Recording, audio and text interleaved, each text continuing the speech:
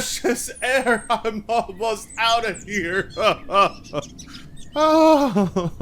I was in that box for so long. What's that? Am I in Brazil? For China. Thanks for 100,000 subs and for the tortillas too. You know, normally under most circumstances, I'd be pretty pissed off at you guys, but honestly, I survived. So should I really be that upset that my own audience backstabbed me and sent Mario to come grab me and deport me to Brazil, even though I've never been a resident of Brazil? I mean, honestly, the fact that you guys can't tell the difference between Portuguese and Spanish is quite frightening. Oh, y'all look alike. We kick a soccer ball and you guys think we're all alike. Nonetheless, this channel has reached a milestone the majority of channels out there don't ever achieve, so I can let the kidnapping, the torture, and abuse slide, because now I've put in my request for that silver play button since I meet the requirements. All we gotta do is wait for YouTube to approve and send it my way, and then the face reveal happens. And that is all thanks to you. I mean, everything else was a living nightmare in hell, but you got me this far. It's fair to say we couldn't have done it without you. I've been on this platform for nearly 10 years, and if I'm able to get 100K, then it's just proof that anyone can. Wait, I don't know if those are words of encouragement. Anyway, the countdown to the face reveal begins. Hurry up with that silver play button, YouTube. You know, after seeing what Nintendo guys have had to be dealing with for the first month of the Switch 2's existence, I started thinking to myself, maybe living in this cardboard box isn't so bad. Because it's not like Nintendo could brick my cardboard box. Wait, can they? Somebody look it up. All I do know about Nintendo is they would love the opportunity to resell this exact cardboard right back to me, because they have sold cardboard before. But trust me, you're far better off living in the box than trying to use it as a VR headset. Anything that doesn't have the Nintendo logo printed on it is probably a safer device to use overall than most things. And I just found out like yesterday, as I reached 100K, on the Nintendo Consumer Rights Wiki page, they have listed a video of yours truly as more evidence stacked against Nintendo. That's right. People are using us now as a source of Nintendo's anti-consumerism. Remind them we take donations. Yes, sir. That's right. A hand stuck in a cardboard box is now being cited as a source against Nintendo, when all I'm doing is reporting what I've heard. And every time there's an update, the stories just get even more crazy, because today's story should make all YouTubers out there who make Nintendo emulation or Nintendo ROM or Nintendo hacking videos very concerned. Just when you thought you were free of Nintendo's jurisdiction, think again. Nintendo has no jurisdiction. He'll find him and make him squeal. Forget copyright strikes. A retro gaming YouTuber faces possible jail time for reviewing gaming handhelds. Some of the government, some of it is pretty corrupt. Jesus Christ.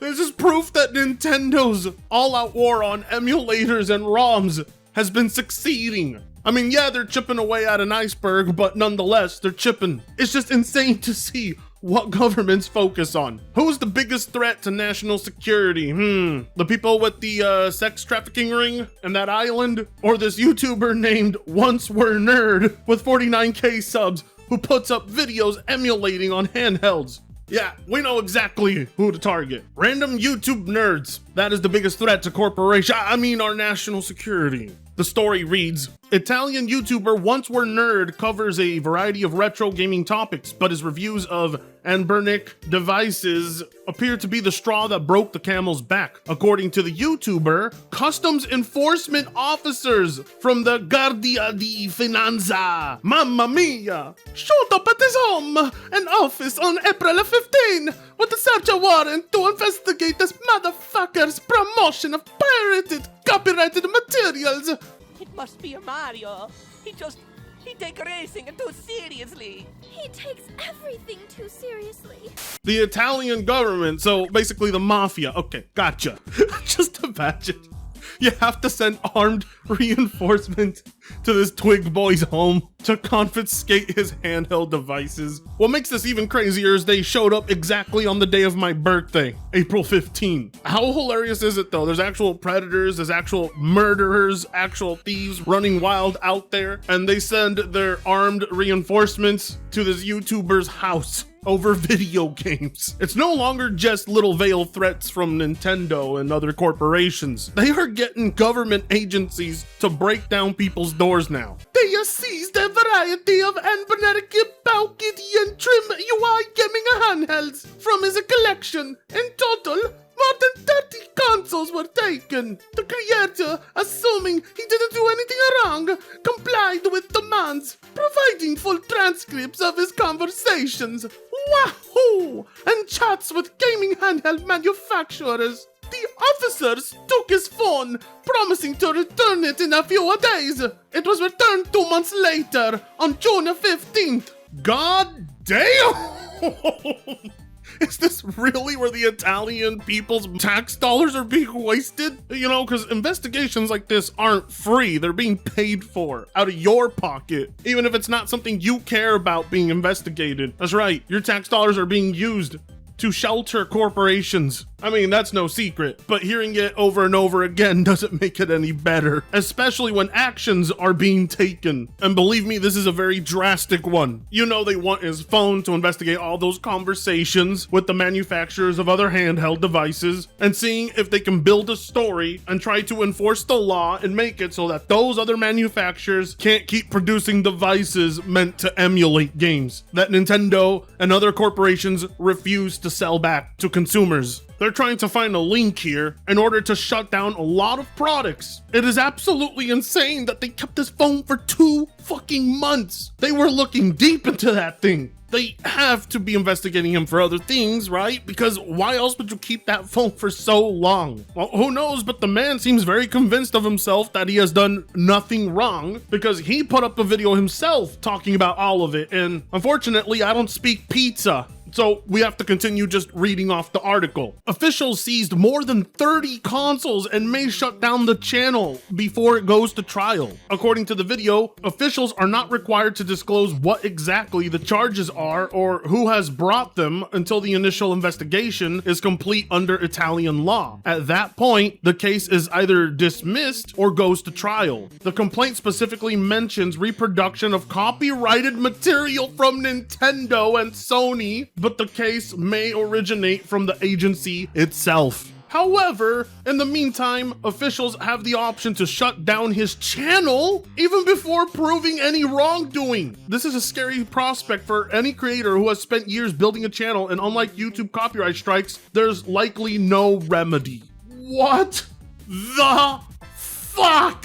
Holy shit. It turns out Mario has some really good friends in the government, and you know they're good friends because it's the Italian government. Mama fucking mia. Obviously, they're doing this for more than just Nintendo. There's several corporations who are actively trying to shut down emulation and ROMs. But I mean, come on, let's be real. The majority of these complaints are coming from Nintendo. They are the ones actively trying to stop this more than any other company. And that's mainly because not only does Nintendo have the easiest games to emulate, but the availability of a lot of classic titles provided by Nintendo is scarce in comparison to what you can download right now that has been collecting on ROM sites for nearly over 20 years. Actively pursuing ROM sites and trying to take them down isn't something I agree with, but it makes more sense than trying to take down a random Italian gaming YouTuber with 49,000 subs who has hurt nobody. All he's ever done is shown people these devices, the ROMs running on them. He's not distributing this, so why he must face such a severe punishment makes no sense to me. I mean, what does this do for the average Italian citizen exactly? You're not even cleaning up the streets. You're just cleaning up YouTube, and YouTube's not a real place. This form of content where people run ROMs on different emulation devices has been going on since nearly the beginning of this website, and now they are actively trying to take it down. I mean, good luck. That's going to be a lot of resources and a lot of manpower, and it's going to require complete compliance from YouTube. But what I really think is going on here is they're more or less just using this guy to try and set an example and intimidate and scare everyone else into not making this type of content or covering these devices or ever mentioning ROMs or emulation ever again. And to that I say, what's the point? Has any drug bust ever led to the end of the drug war? No. Does the Italian government really believe that taking down a YouTuber who makes videos about how to turn your Amazon Fire TV stick into an arcade console is going to bring down the end of all of this? I mean, just imagine bringing him into court. What did he do? He showed people how to play Mario Kart on an Amazon Fire Stick. The very idea that this man's livelihood can just be taken away from him right now, no questions asked, no process to ensure he's innocent before they even do that, that right there is insane. I highly encourage you guys to go watch his video. I will link it down below, because believe me, as someone who just reached 100,000 subs, I can tell you how fucking hard it is to get here. Working on a channel, providing content that you care for, topics you care about, and trying to make things interesting and entertaining for people takes work, passion, and an unhealthy amount of dedication. People who make content like him are a godsend, and they make the world a better place. But most importantly, I see it as wasted effort. It's not gonna stop emulation at all, or stop anybody from producing devices that can emulate. If you're wondering specifically what he violated in order to even begin this arrest and confiscation of his items, comes from the text of Article 171, Paragraph 1 of the Italian copyright law. The exclusive right of distribution includes the right to market and make a work or copies available to the public, as well as the right to introduce copies of a work made outside the European community into its territory for distribution.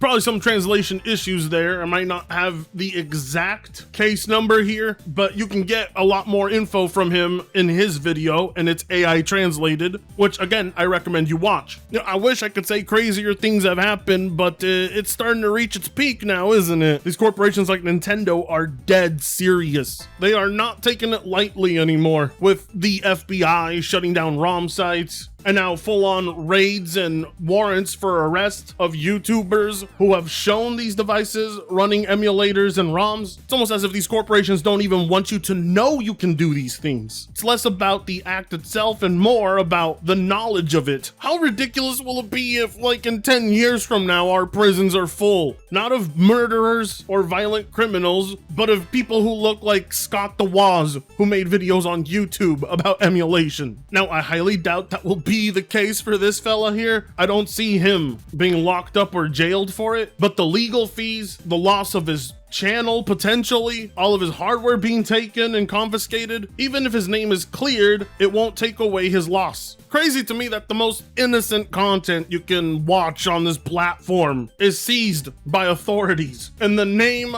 of these billion-dollar gaming corporations who are by no means being financially crippled by this. Ain't no way this one YouTuber with 49k subs is enough to make Nintendo go bankrupt. For fuck's sake, you guys encouraged your retarded-ass consumer base into buying cardboard. If you can get them to buy that, you can get them to buy any Nintendo game at any price, even if ROMs are available. But this puts into question, does this now mean people who showed you how to emulate on the Steam Deck are going to be pursued as well? Does this mean Valve is going to have the Steam Deck shut down? Because with things like Emu Deck, specific software designed for that handheld device to run Nintendo, Sega, Sony, Capcom, Konami, every single game you can think of, are those people now going to be facing legal repercussions as well? Let's not forget, when Valve put a promotional video up for the Steam Deck, they briefly featured a Switch emulator on there, which of course, yeah, they removed from the promotional video later on. But there are so many other cases of this that I wonder why they focused on this one Italian YouTuber with only 49k subs, who has only shown these devices and emulators on screen. He didn't build them, he didn't code, he didn't redistribute. This man is facing more severe consequences than the people who actually designed the devices. I see the strategy, but I don't really think it's gonna work or play out in anyone's favor. Not on the government side or the side of the corporations. You cannot stop this.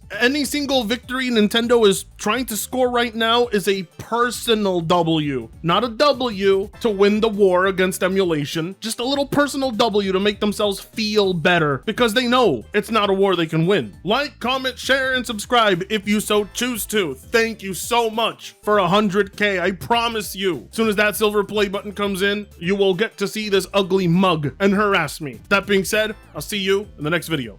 Fritongo sucks ass.